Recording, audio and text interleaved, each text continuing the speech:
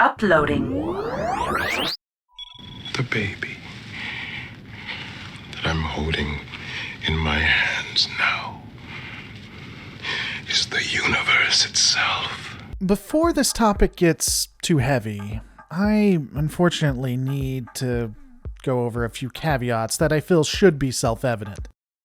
Oh hey, self-evident. But anyway, apparently these things aren't. This is not only an analysis of a fictional work, but one of one single man's reaction to a religion. While the discourse here can have the ability to hurt your sensibilities, only take away from the essay what you find relevant. Don't take any more from it, don't take any less. Don't get upset when I talk about your golden calf and then decide to melt it in front of your eyes. And if you think I'm only picking on what you believe, don't worry. I feel confident both atheists and theists alike are going to be pretty furious in commenting. And I'm probably going to get told I have no idea what I'm talking about. Let's just get into it. To appropriately understand the fall of Sisko, we have to analyze religion for the Federation and for Starfleet in the 24th century. While things can be somewhat inconsistent, overall it appears that religion had largely died out, at least in how we understood it. While in the 22nd and 23rd century, Judeo-Christianity was still alive and well, most aspects of it would evaporate by the 24th. You would still have some ceremonies, and there would be a few scenes showing inconsistencies regarding faith, but overall, beliefs of, at a minimum, Starfleet officers, but most likely all of the Federation citizens, was that there were no true gods. At least, again, as we understand them today. This does make quite a bit of sense when you think about it. From the 22nd century going all the way into the 24th, Starfleet officers would encounter godlike beings, whether they be the Organians, literally Apollo, or the Q. It would make sense that encountering all of these godlike beings would foster a healthy skepticism, all of which leads us to one Benjamin Sisko. Ironic. One who does not wish to be among us is to be the emissary. In all honesty, I do think that religion somewhat destroyed the man, and is probably an example of why becoming the Messiah is generally a bad thing. When we first meet the future Dominion War hero, it's pretty safe to say that Sisko was originally a stout atheist. What is interesting is that while Sisko is an atheist, he still commits to his duty, which is to ensure the safety of the Bajoran people while they prepare to enter into the Federation, as well as safeguarding the sector, if not the galaxy. For a large part of the series, Sisko is working as the emissary and using its advantages while he gives the overall faith little credence. This also can be somewhat problematic.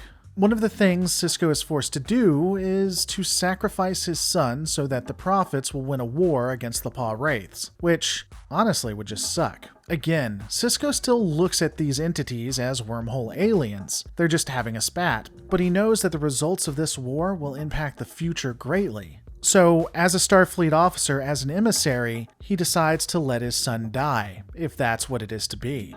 And after this, as time goes by, Sisko becomes more and more comfortable with using his status as a religious icon to manipulate events to his own end. Ironically, this wouldn't stop even when he moves from a skeptic to that of a true believer. Apparently, being the voice of God is one of the best gigs you could ever have, as long as your kid doesn't die. For me, the horrifically sad thing about all of it is that, while it does seriously impact him, the ones that it really hurts is his friends and family.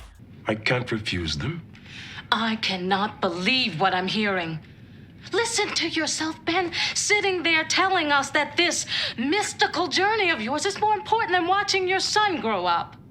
Once Sisko becomes religious, truly religious, they are arguably more victims than he is. We really can see this in the Deep Space Nine episode, Rapture. Now, this isn't a breakdown of that episode, so long story short, Sisko begins to have visions about what happens if Bajor is going to join the Federation. Ironically, this is at the same time that Bajor decides they want to be a part of the United Federation of Planets. Throughout the episode, the visions become more and more intense, and he is likely going to die if he continues. Sisko will dramatically change before our eyes.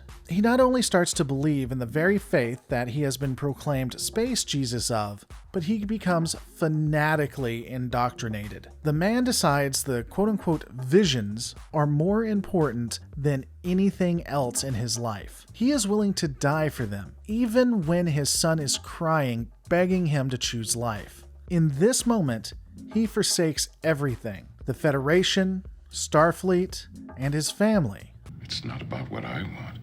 It's about what the prophets want. That's not a good enough answer, not from a Starfleet captain. The prophets don't see me as a Starfleet captain. They see me as their emissary. That's the problem, isn't it? And up to now, I've been patient. I've indulged you. I've gone out on a limb for you many times. But this is it. You've got to make a decision. You are either the emissary or a Starfleet captain. Will of the prophets be done? He would even ensure that Bajor chooses not to be a part of the Federation. Now, regardless of whether this was the right choice or not, this is him becoming someone else. While it's more subtle, honestly, this is as drastic a change as when we see Dukat become insane. But that's really where the debate begins.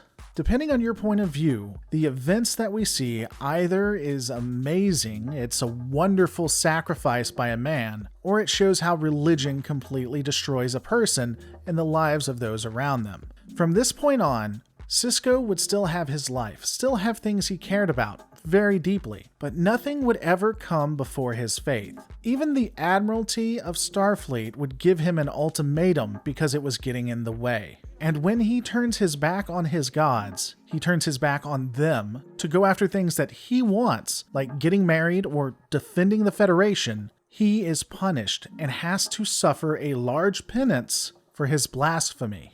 And the story ends, spoilers by the way, with Sisko getting a woman pregnant, marrying her, in that specific order, and then abandoning her and his unborn child to be with gods. Of course, he did this after fighting the representation of Satan and banishing the man to hell, but that's a story for another time. Sisko does say he will be back, but we've never had any indication that he actually comes back, or whatever really happened with that. This is a pretty big topic, and I may get more into it if I discuss religion again and go really deep in, but that's a video for another time.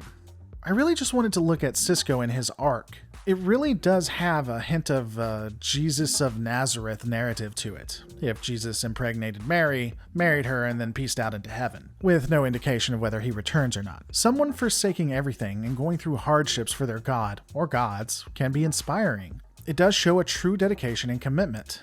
Of course, then you have to accept that you're letting your children cry because they're worried you're going to die, and again, this is where it gets murky. This one is a little short, and I could have went into more details, but I'm saving that for a future religion video if you guys are interested. I'm more curious what your thoughts are on it. When we look at Sisko, do you think his arc of becoming religious is something inspiring, something that maybe we should go for if there is a god, or is it just sad?